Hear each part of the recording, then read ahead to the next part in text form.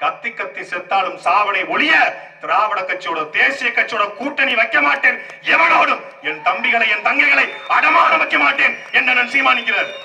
அவர் நினைச்சிருந்தா இன்னைக்கு 300 கோடி 500 கோடி 1000 கோடி ஒரு சீட் ஒரு விழுக்காடு வாக்கு இல்லாத கட்சி இன்னைக்கு 500 கோடி பேரம் பேசுது. ஒரு விழுக்காடுங்க, 1% 500 கோடி கேட்கிறான். இவங்களும் கொடுக்க தயாரா இருக்காங்க. விருப்ப மனு வாங்கன்னு கூட்டா ₹1 வர மாட்டான் கட்சி அலுவலகத்துக்கு. அந்த கட்சி 10 சீட்டு கேட்குது, கொடுக்குறாங்க.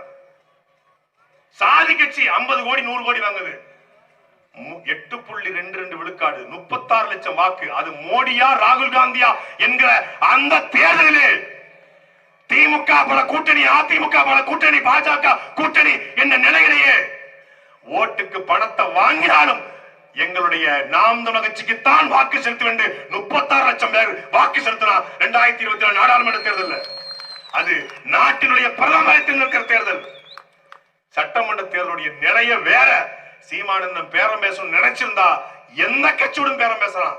நாங்கள் சொகுசாக வாழலாம், நாங்களும் ரேஞ்ச் ரோவர்ல போலாம், லம்போகில போலாம்.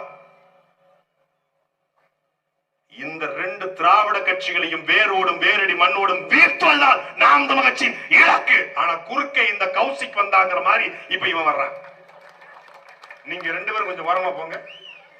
உங்களை ரொம்ப அடிச்சு நீங்க ரொம்ப டயர்டா இருக்கீங்க. இந்த புது பீஸ கொஞ்சம் அடிச்சு பழகிக்கிறோம், அதுக்குதான் அடிக்கிறோம். ஒரு நாளைக்கு காலையில் பத்திரிகையாளர் சந்திப்பு, மாலையில் பத்திரிகையாளர் சந்திப்பு, சென்னை வானொலியுமா அங்கே ஒரு சந்திப்பு 1 மணி நேரம், திருச்சியில் இறங்கினால் அங்கே ஒரு சந்திப்பு 1 மணி நேரம்.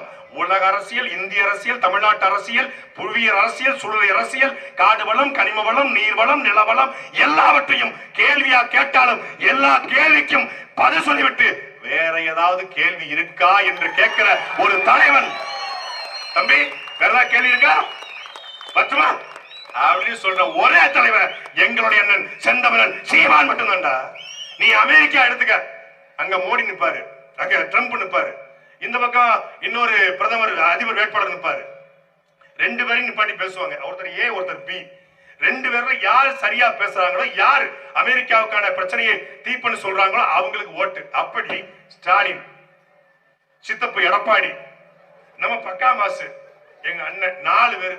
அண்ணனை கூட நீ முதல்ல கூட பேச விடு, அதுக்கப்புறம் 3 பேரையும் பேச விடு. இந்த 3 பேர் பேசின பிறகு அண்ணனை பேச விடு, நடுவுல பேச விடு, எப்படி பேச விடு. எங்க அண்ணன் பேச்ச மீறி இந்த 3 பேரும் பேசிட்டா நாங்கள் நாம் தமிழர் கட்சியில் இருப்பது விளைகிறோம்டா. பேசுவாங்களா? என்ன பேசுவாங்க? பேப்பர் கொடுங்க.